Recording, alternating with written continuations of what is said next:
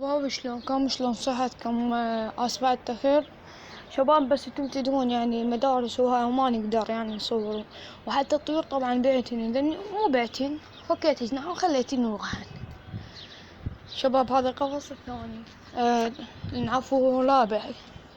شوف شباب هذا سويته، هزوا من ورا هاي الحل هنا ما بي ولا فتحة. اي شباب هذا القفص شوفوا ماشي، هذا القفص من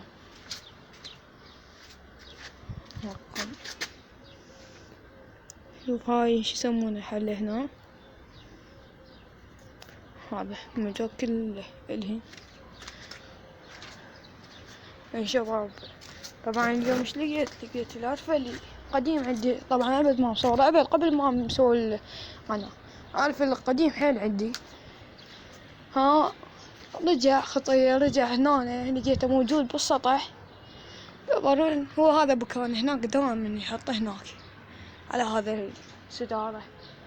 قوم خاف مني، خاف هو طير خطية، راح هناك على هذيك العمارة. هذا البراني بايع الأرافل مالاتي.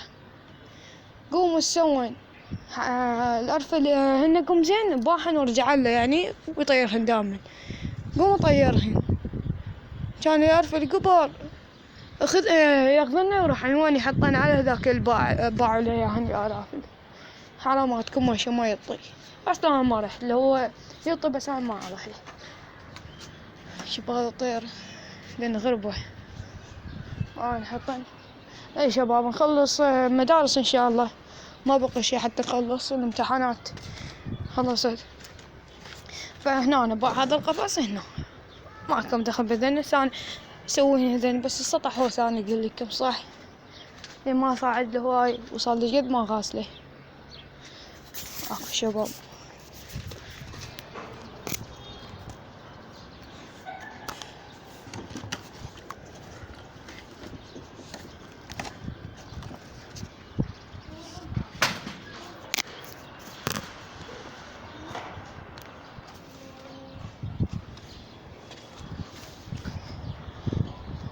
لين طيور. شوف هذين الغربة شباب، لأن تو مالات باحن، الأرافل مالات قديمات باحن ورجحن. وجاب له ذن الطيور، هن تور بعد ما زايد يعني تور جابهن. ايه فيرجع من هنا ويروح عن ذاك ياخذهن خله وراح.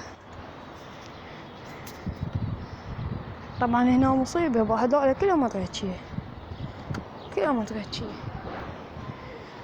يلا شباب وصلنا لنهاية الحلقة، لا تنسون الاشتراك وتفعيل الجرس.